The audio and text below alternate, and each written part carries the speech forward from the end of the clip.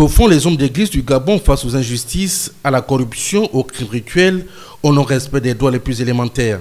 Ces questions méritent d'être posées au regard de la situation que traverse le Gabon, un pays où le plus grand nombre d'hommes d'église restent muets face à tous ces maux, donnant parfois l'impression d'être complices, d'où l'interrogation du président de la dynamique unitaire au cours d'une conférence de presse qui posait la question de savoir où sont les Martin Luther King du Gabon. Chez certains, la marche est considérée comme casse, comme désordre, c'est-à-dire que tout ce qui est marche est assimilé au désordre.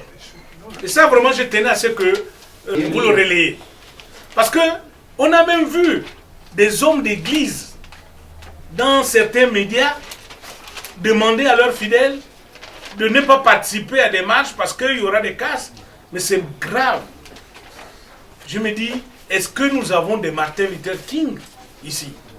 Quels sont les pasteurs qui peuvent s'identifier à Martin Luther King au Gabon? Moi je sais que j'en connais peut-être un ou deux, mais c'est pas beaucoup. Mais avec toutes ces églises qui prolifèrent, il y a combien de pasteurs qui peuvent s'identifier à Martin Luther King, qui a défendu les droits fondamentaux des Noirs? Et nous, on se bat pour ça, les droits des travailleurs. Donc, quand je vois un pasteur, c'est vraiment du...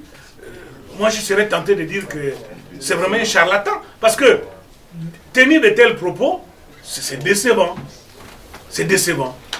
Donc, nous appelons à la mobilisation des travailleurs, de tous les Gabonais qui sont contre ces mesures d'austérité, qui souffrent de ces mesures d'austérité, de rester toujours mobilisés et vigilants par rapport aux appels des organisations syndicales que nous représentons ici. Les hommes d'église de la République démocratique du Congo viennent de démontrer aux yeux du monde que l'église avait son mot à dire sur le respect des droits et de la constitution de leur pays.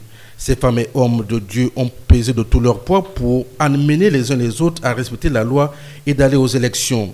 Le pasteur Martin Luther King a lutté toute sa vie pour les droits civiques aux États-Unis d'Amérique.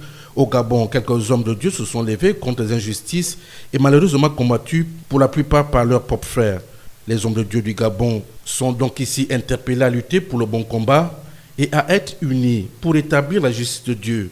Les opprimés du Gabon ont besoin des Gédéons pour un Gabon meilleur.